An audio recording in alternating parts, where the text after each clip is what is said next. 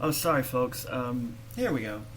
All right, thanks for joining us. It's the once again the episode we like to call "Changing the Game" here on Rutherford Sports Network. I'm your humble host, John Thomas Hill, and today we're talking about the NBA, the National Basketball Association, and for a while now, the NBA has kind of been a little bit stagnant in growth, I think, because of the growth of other sports, as well as the fact I think they've kind of hit a wall in a sense, in my opinion. They've pretty much expanded as far as I think they're going to expand in the United States. It's primarily right now a very multicultural league, a lot of African American influence. They could probably do better growing in the Hispanic community. I think that is a definite possibility there with a sizable Hispanic community. They've made some strides there. They've had the NBA game in Mexico City. There is some NBA in Espanol stuff out there. They could probably make some more strides there. They unlike baseball, which has the NBA does have a lot more diversity, and football definitely needs to do more about that. But basketball is pretty much a very diverse sport. But in the United States, I think that the NBA could still grow a lot. There are cities that are ripe for expansion. I know there's some folks who worry about expansion watering down the talent pool, but with the international aspect of the game, as well as the fact that it is, I would dare say, the most popular participant sport in America right now. Excuse me. Excuse me. Had a little something in my throat. I think there's plenty of opportunity within a very short period of time to whatever doubt there is about whatever dip there is in the talent pool would be evened out pretty quickly. I think obviously the first candidate when it comes to expansion is Seattle.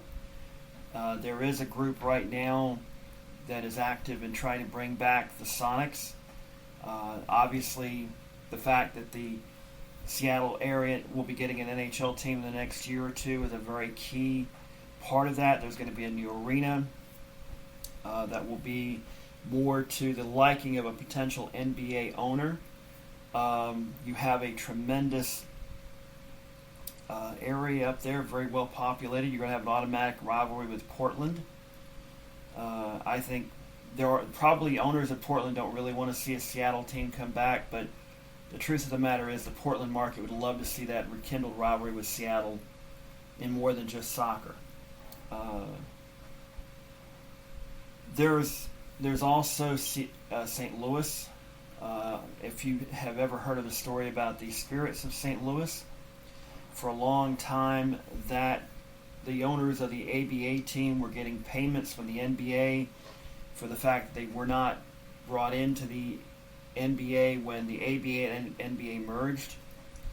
If I'm not mistaken, and if you're listening to this on YouTube, if you have information that contradicts this, I believe not too long ago those payments ended, and now that has ended, there is a possibility of St. Louis getting an expansion franchise, whether it's called the Spirits of St. Louis or something else. I think St. Louis would be a very good basketball town. It's primarily more of a baseball town. Obviously, hockey's a very big deal there because the Blues won the Stanley Cup last year, and they have played really well this year. I think they're a contender to win it again this year. Football, they had their moments with the Rams and before that the Cardinals, but I think Missouri's more of basketball territory anyway. Missouri Tigers, of course, have had some pretty good runs in basketball, and I think, and there's other schools there. And you've got nearby schools like Arkansas, the Kansas schools, Creighton, Kansas State, and whatnot. So yeah, you've got a lot of potential there. Another, and this is a market I'm surprised has not been tapped by the NBA already, Louisville. It's in the heart of college basketball country. You've got Kentucky, Indiana, Louisville University. You've got Purdue, and all Big Ten, ACC, SEC, all meeting there. And I think it would be a very good market for the NBA to exploit. I think you've got a arena there, KFC Yum Arena, if I'm not mistaken, they call it that nowadays. That would be an excellent arena for the NBA to go to. They may need to make some improvements there, but from what I understand, it is an NBA-ready arena already. And I think Louisville is definitely a territory the NBA should look. Of course, if you know your history, 40 some odd years ago, the Kentucky Colonels were a major power in the old American Basketball Association, and I don't know why they didn't move into the NBA. I'll have to look that up. By the way, if I'll take a little aside here, one of the things we hope to do in the near future is do some sports history stuff to talk about that in the near future. But let's get back on topic about expansion franchises. Nashville's another good area, which is surprising. For a long time there were people who doubted professional sports at all would work in Nashville. Now we've seen the Titans have done very, very well. The Predators have been a tremendous surprise in the NHL. They've been very successful there, contradicting the belief that hockey wouldn't sell below the Mason-Dixon line. Tennessee is not a huge basketball state per se, but Vanderbilt's had some good success in basketball. Memphis obviously has done well with the Grizzlies, as well as before that Memphis State basketball, now known as University of Memphis. And of course Tennessee with the Lady Vols, and the Tennessee men have done very well from time to time. So I definitely could see the NBA moving to Nashville. If they really were to expand, I think obviously Seattle will be the first pick. Louisville will be on the radar there. Other places, obviously Las Vegas would be considered. And that's pretty much it, right? I mean, you got Canada, of course, but Vancouver failed, as we all know. I don't know if Ottawa would be. I don't think that's much of a basketball. Toronto is basically Canada's NBA team. I don't think they could possibly try it again with a Seattle, but they did that. They had Seattle and Portland up there, and that didn't really take off. So I'm not sure if Vancouver would embrace another chance at the NBA. And the only other city I can think of, the other two is obviously the Hampton Roads area, and they were considered for an NBA team, either a move or expansion a while back. But the one that's going to surprise you probably is Raleigh, the Raleigh-Durham area. And the reason I say that is that the Carolina Hurricanes have done tremendously well there. It's built up enough to where, and of course, the ACC basketball has a tremendous heritage there, that they would not affect Charlotte Hornet attendance. And it would really, I think, really infuse a rivalry there with Charlotte, as well as, of course Atlanta, Washington. So, yeah, there would definitely be, it would be a very good candidate for expansion to there. Tampa, I don't really think would be considered, so, because I think they're, you got Orlando not too far down the road, so I don't know if you'd want to have Tampa or Orlando in the same league in Major League sports. Minor league, it works a lot better, but if you remember the Arena Football League, Tampa and Orlando had a very fierce rivalry there that sold out a lot of games there. But getting away from expansion, as for the gameplay itself, there's not a whole lot I would change. The only thing I can really think of right off top would be changing the shot clock from 24 to 20 seconds to speed up the game a little bit. I don't think that's going to happen, but that would definitely be a consideration. I might move the 3-point line in again to the way it was a few years ago. Before the one that they have now is the one they started out with, and they moved it in closer and did well for a while. Now they moved it back. But really, you don't really need to change the game too much. I mean, there are some little tweaks you could possibly make to. I think the referees are a little too sensitive to criticism. I think they need to be told to be more thick-skinned and not tee up players as quickly. I think that is a definite. Baseball and basketball have the same problem: is the referees and officials tend to want to throw out players a lot quicker than they should. You don't want the referees to be shown up and all of that, but at the same time, it's a very pressure-filled environment. These players are getting millions of dollars to play. They're winning a championship. They have a lot of pressure on them, and the fans don't want to see star players be thrown out early in a game because the referee got a little peeved off. That there should be more defined space about what a player can and cannot do to get ejected. So I think that's definitely something there. One of the other things to really help the NBA would be to broaden the broadcast spectrum.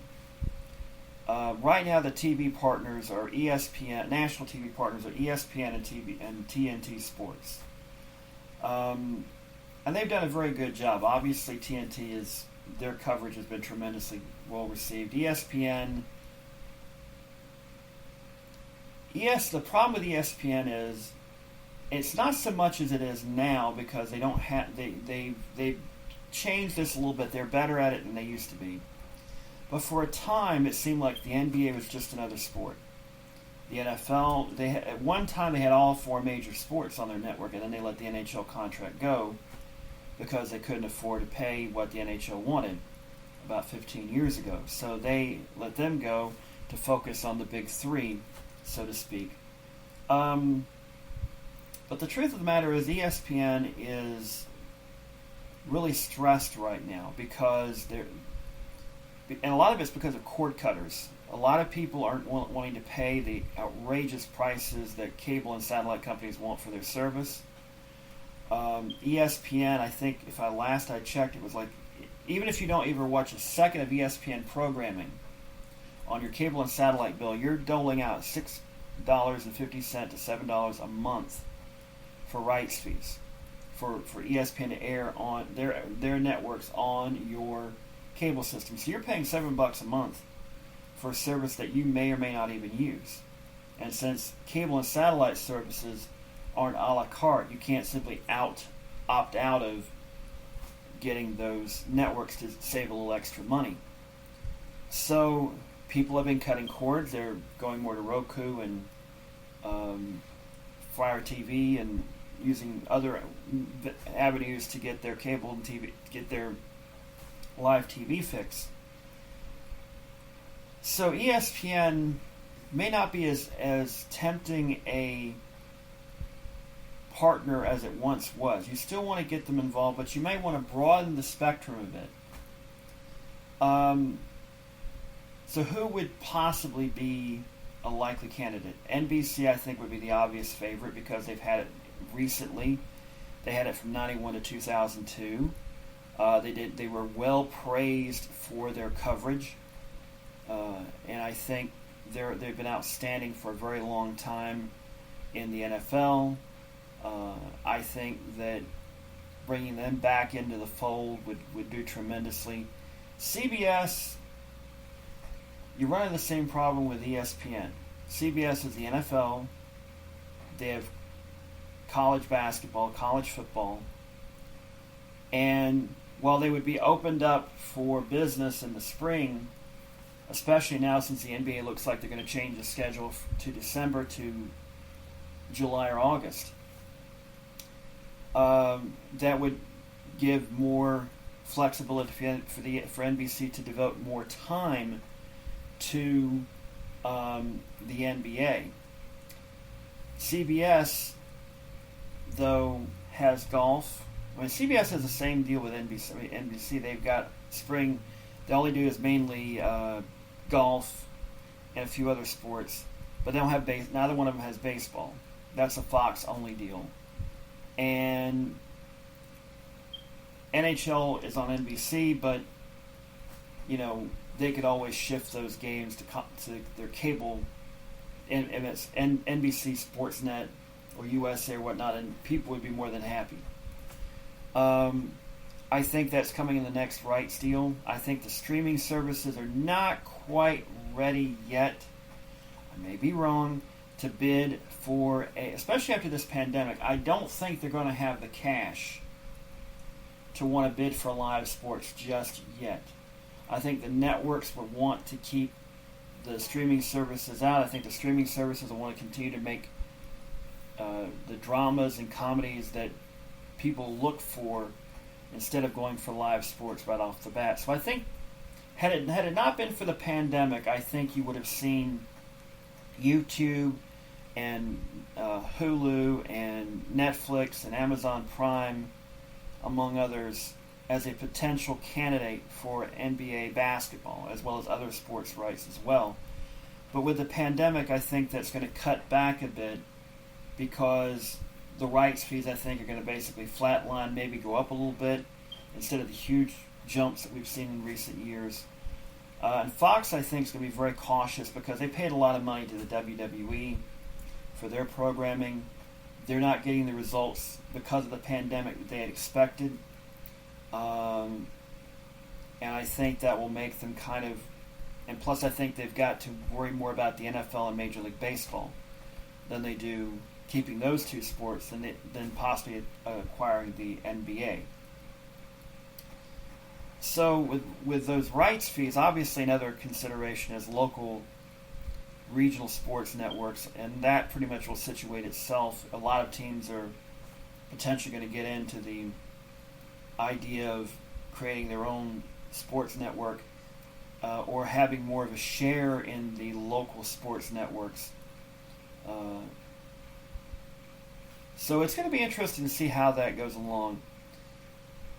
The NBA has been tremendous when it comes to engaging fans. They could teach the NFL and Major League Baseball, especially Major League Baseball, and the NHL a lot about how to engage with the fans. That's been something that has been their specialty since the 1980s when Magic and Larry Bird and David Stern coming into the commissionership and launching the NBA Fantastic PR campaign. That was a huge deal, and that took the NBA from having their playoff games aired on tape delay late at night on CBS to being shown in primetime television on CBS and then later NBC and now on ABC and ESPN. You really look at how the NBA has grown, and now, it could be said that it would not take much for the NBA if the NFL slips up and lets go of their power hold on American sports. And I think it could happen, especially if there's any labor issues. Because look what's happened to Major League Baseball. Major League Baseball used to be the national pastime, and then NFL football overtook them. NFL football seems like it's the king of the heap right now.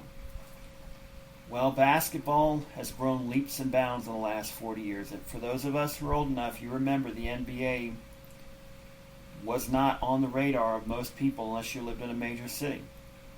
Then you had Magic and Larry Bird come along. You had Michael Jordan, who made tremendous strides in promoting the game in areas. And expansion led to more of a penetration in the South beyond Atlanta. And I think in many ways it's helped the sport grow. David Stern definitely did a lot of that as well through his commissionership. I think he's one of the greatest sports commissioners ever So, how do you grow the sport more? First of all, I think you've got to be serious about your developmental league. Right now, all you have is a G League, and it's okay. But I think you need to get to the point where you develop the league more as a two-level minor league, where you have a AAA and a AA, where you have players who can come up through the system. Because what you're seeing is, I think in the next collective bargaining agreement or something like that, dealing with the NBA and the NCAA, I think you're going to see a push against one and done. I really think they should fix that to where if you go to college, you at least have to go 2 years. But if you want to go to the NBA, you're free to go without having to go a one and done. And I think they're getting to that point now with the G League, with international basketball. The NCAA is going to have to look at a realistic scenario where players can opt in. And here's my solution to all this, okay? If you're going for the NBA and you get drafted in the first or second round, let's say you play a couple of years, it's not working out. Instead of just becoming a free agent, if the team opts to do it, or the NBA allows you to do it, you could go back to college basketball. You would be required to go for at least 3 years to get and make significant, meaningful progress toward a degree. You could go to a fourth year if necessary, and you would be able to get your degree. I think they should do it more like Major League Baseball in the sense that you get drafted, but if you don't want to sign a contract, you can continue to play in college basketball, but your rights are already held by a professional team. I would expand the NBA draft to a couple more rounds like they used to do and allow that to happen. Where I would even say you could sign with an agent, but you could not negotiate a contract with any team. You could simply go back and the agent would simply have your rights and the NBA team would have your rights. That, I think, would make a lot more sense. Because to me, when you're an 18-year-old, and I remember 30 years ago when I was 18 years old, that I wasn't ready to make that kind of monumental decision. We're asking young men who have been primarily focused on basketball to make a huge, gigantic decision, college basketball or the pros. And they're not getting the impartial advice that they really deserve. So, yeah, I think that giving them a little more flexibility would help both the NBA, the players, and college basketball. But that's something that's going to have to be worked out. I think going to the way the Major League Baseball, especially if you have summer minor league basketball to where they can play some to get kind of, where they can keep their eligibility to play some to kind of continue to develop their skills. You can work on the details there. But I think it really helps out. I should have probably addressed this more. I want to see colleges not be able to just dump a player and cast them away if they don't want to keep him on scholarship. I think if you sign a scholarship and the coach doesn't want you on the team anymore, let's say there's a new coach come in, you still get to finish your degree. It just won't count against the scholarship limit. You're basically allowed to finish unless you want to transfer. If you don't want to transfer, you want to stay there, you can at least finish your degree on a scholarship there, Now, the minor league system in NBA, I think you should have a two-tier system, a AAA and a AA. With the summer leagues basically serving like single A, single A summer leagues in baseball. I think would do a lot of good. I think it would if you produced it right, you could put double A teams in small markets where you knew you could get a decent crowd every night, a real hotbed for basketball. You could put like 2 or 3 teams in New York, 2 or 3 teams in Los Angeles, 2 or 3 teams in Chicago, and a couple of teams in Detroit and such to kind of, and not have exorbitant ticket prices and something like that, where they would be linked to the local teams and such. So that, to me, I think would make a lot of sense. Now, you look at the growing the sport internationally. That pegs into player development as well, because there's a lot of player development going on in the Australian National Basketball League. You've got the leagues in Europe, as well as the Euro Basketball League, which is basically their version of the Champions League in basketball over there. China's becoming big. Korea and Japan have made some strides. Brazil and Argentina obviously are pretty significant there. I think obviously there are markets that can be tapped. Mexico is a definite candidate for one. The NBA is doing it right now. If you can get the Hispanic market on board, especially soccer fans who want a sport to follow in addition to soccer, I think that basketball would be a great sport. I've often said that marketing soccer to the same people who play basketball and marketing basketball to the people who play soccer is a great thing, because there are a lot of similar skills to both sports. And there's a lot of interest there, I think. And, Kobe Bryant, LeBron James, and other basketball players are fans of soccer. And I think if American soccer, and I'm going to get to this when I talk about soccer, MLS, and other things to help build that league up, as well as American soccer overall, I really think would do a lot of good by trying to have sort of alliance, I guess you could say would be the word for it. And I think that would do a lot of good to help both sports continue to grow, basketball to grow internationally, soccer to grow here. So there are places where you can grow the sport tremendously. Britain, for instance. It's amazing that Britain, with the depth of with the passion they have for sports, that basketball has not flourished there.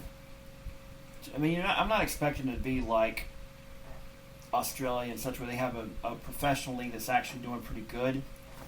But it's surprising, considering the fact that there's a lot in common between the United States and Britain. Hockey's pretty popular over there. They have a professional league over there that's done pretty well for themselves. So I think if the NBA really wants to tap in more to the European market, which they have to a degree, but there's a lot of people who live in Britain and Ireland. Maybe finding a way to kind of penetrate that market and get more people playing basketball and getting more, and getting people to dream about maybe making it to the NBA and such. So that is something I think if Adam Silver, the commissioner of the NBA, should really look into, tapping these markets like England, Scotland, Wales, Northern Ireland, Ireland. India is another market that's, I think, surprising that they've not really tapped into all that much, because it's a huge market. India continues to grow economically. They've got a lot of problems, obviously, like China does, but China's embraced basketball, but for some reason India really hasn't. American sports have not really done well there, because I don't think American sports have really tried to get into the Indian market. And I think that's the really big untapped market for most American sports leagues right now. And I think that really should change. I think basketball and baseball could make tremendous strides in India. You have, of course, India is kind of an outlier. They were part of the British Commonwealth, but like Pakistan, neither one of those countries really embraced soccer. They love their cricket. but they're not much for soccer like Australia. But Australia is becoming more and more into soccer as time goes on.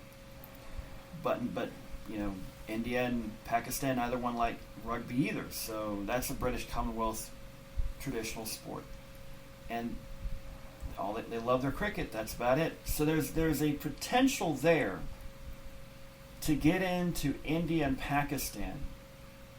And trust me, Pakistan people have this preconception that it's a terrorist country because we found Osama bin Laden there. There's a lot of money there. There's a lot of it's volatile politically. It's in a very tough neighborhood. And Pakistan and India do not exactly like each other, to say the least. But there is potential there for both countries you could go expand the sport there. Southeast Asia is another one. Vietnam, Malaysia, Indonesia, Thailand. The Philippines love their basketball a lot. Maybe a little too much if you saw that Philippines-Australia fight in the World Cup qualifiers a couple years ago. They maybe love it a little too much in Philippines. Go look it up on YouTube. That was a wild brawl, and both teams were kind of at fault about that. It was a situation where Australia was really blowing out the Philippines. They were kind of playing a little too physical. The Aussies were. The Philippines weren't exactly liking that. And when you're getting blown out, tempers are going to rise. The coach really should have pulled some of his players off and told them to cool it. Got this one. Let's just get our W and get out. So the Philippines would be a great market for that. There's a lot of other places. Obviously Africa, which is a hotbed for soccer. And basketball really should do more to tap into that market. It's not a huge market economically, but for talent and the potential for growth down the road, you can't beat it, especially in South Africa. And you could make strides in Morocco and places like that could conceivably really get into the sport. So, what else? Well, really that's about it, because the NBA is doing pretty good for themselves, even in this pandemic. Now, obviously there's concern that the NBA, which has already made plans to get started again, I really think with the surge we're seeing in cases and whatnot, I think the next couple of weeks is going to be make or break. I really think if things aren't getting any better, if we're not seeing a downward trend, a significant downward trend in cases in the next couple of weeks, I really think we're going to see either a further delay in the season of all sports or an outright cancellation, because we're going to be bumping up against the start of the next season. Baseball has more flexibility. The NBA and the NHL, their seasons start. Obviously, the NBA want to push it back down to December to start. The NHL starts in October. We're about to get into July. Their training camps start up in September. So there is, and the players want to have another break in between seasons. Oh, but they've already had a break. Well, yeah, but if you're playing like a little mini season and then going into another long regular season, and considering the fact that this is probably going to push next season further deep into the summertime. So yeah, there's definitely that. This pandemic has messed up a ton of stuff. We all know this. So to say that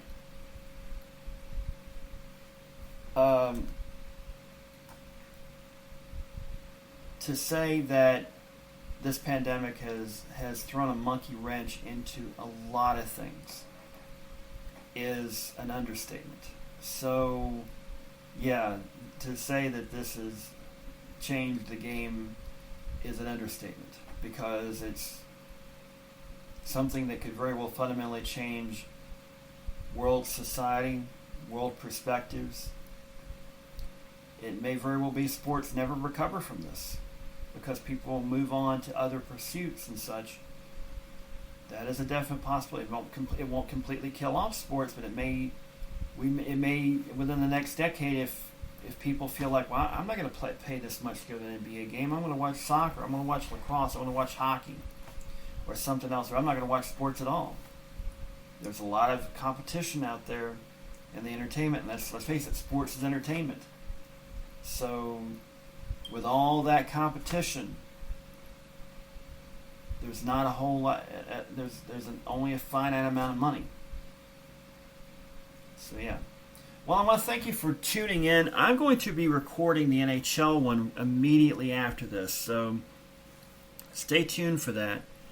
And for everybody else, I hope you have a great day. And as we always like to say here, good night, good luck, and may the good news be yours.